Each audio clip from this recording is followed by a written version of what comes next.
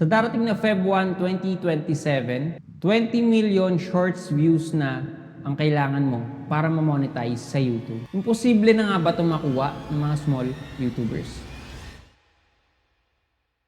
So welcome sa Rod TV. Sa video nga na to, pag-uusapan natin kung aksayado na nga lang ba ng oras or effort ang paggawa ng YouTube Shorts sa year 2027. Magiging realistic lang ako. Mahirap na nga pong magpa-monetize sa YouTube kung gagamit ka lang ng YouTube Shorts. Bakit? Kasi dating 10 million shorts views lang, dinoble pa yan para maging 20 million shorts views. Magsisimula yan sa Feb 1, 2027. Hindi lang isang beses ang problema. Kung sakaling na-monetize ka naman using YouTube Shorts, kailangan nyo nga pong ma-maintain yung 10 million qualified shorts views in the last 90 days para makakuha ng revenue from YouTube Shorts. Kung sakaling hindi nyo naman ito na-reach, hindi ka naman mawawala sa YPP. Ang problema, hindi ka lang talaga sasahod sa buwan na yon. At para maging active sa YouTube Partner Program, starting Feb 1, kailangan nyo nga rin ma-maintain yung at least 1 million shorts views in the last 90 days. Bago tayo magpatuloy, baka nanonood ka na naman ng hindi nakasubscribe at nakalike sa video na to. Baka naman papindot na yan.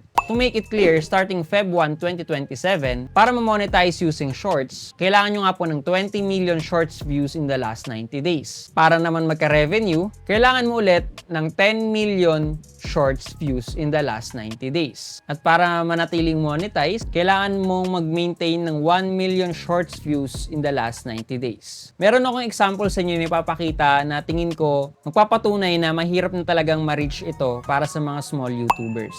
Gawin natin example yung channel na vidIQ na currently may 2.4 million subscribers. Ito yung nakuha nilang shorts views in the last 90 days. 9.8 million views yung nakuha nila, to the point na konti na lang para maging 10 million shorts views. Pero kung papansinin nyo nga po, naka-indicate sa requirements na kailangan qualified shorts views. Yung qualified shorts views kasi ito yung views na nakuha sa YouTube Shorts na talagang pinanood ng buo yung YouTube Shorts na ginawa mo. Ngayon kung in-scroll lang ito ng mabilisan ng isang viewer, regular views lang ang tawag doon. So sa 9.8 million YouTube Shorts views nila, ang qualified views nga lang daw doon ay 5.7 million. So lumiit na. Let's say February 1, 2027 na. Kung hindi na maabot ng vidIQ yung 10 million YouTube Shorts views nila na kailangan, hindi na sila makakuha ng revenue from YouTube Shorts. Samantalang, kumita sila dito $1,080 USD na revenue from YouTube Shorts pa lang. So yung pinaghirapan nilang 1,000 USD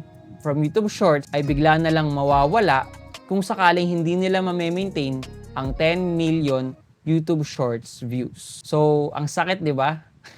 Kung yung vidIQ na channel na merong team na nagpapatakbo ay hindi kaya ma-maintain yung 10 million shorts views palagi, paano pa yung mga small channels na pinapatakbo lang ng isang tao? Di ba?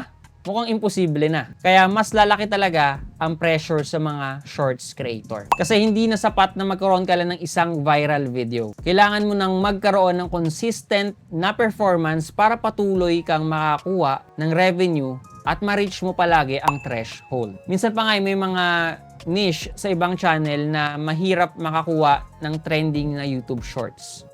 Hindi pa rin ako sang-ayon na sabihin na wala ng kwenta or wala ng silbi ang paggawa ng mga YouTube Shorts. Kaya instead na lumipat kayo sa ibang platform, isipin nyo palagi na malaki pa rin ang value ng YouTube Shorts sa ating discoverability. Ang Shorts ay napakalaking tulong or paraan para makakuha tayo ng mga bagong viewers at bagong subscribers. And also exposure. Pero yun nga, para sa akin, maging realistic na ako, posible talaga na may mga creators na lumipat talaga ng platform katulad ng TikTok or Reels. Dahil kung masyadong mahirap na or mataas na ang requirements ni YouTube para ma-reach mo ang monetization, baka nga naman talaga maghanap sila ng ibang platform na mabilis lang kumita. Pero para sa akin, tingin ko pa rin mas maraming mag-a-adjust kesa titigil. Kasi pwede namang gamitin ang YouTube Shorts para makakuha ng bagong audience, tapos dalhin mo sila sa long-form videos mo para meron ka pa rin kinikita. At hindi naman sinabi na kailangan mo lang ma-reach yung 20 million. May alternative pa naman. Kaya tingin ko sa 2027, marami na rin mga YouTube Shorts creator ang lilipat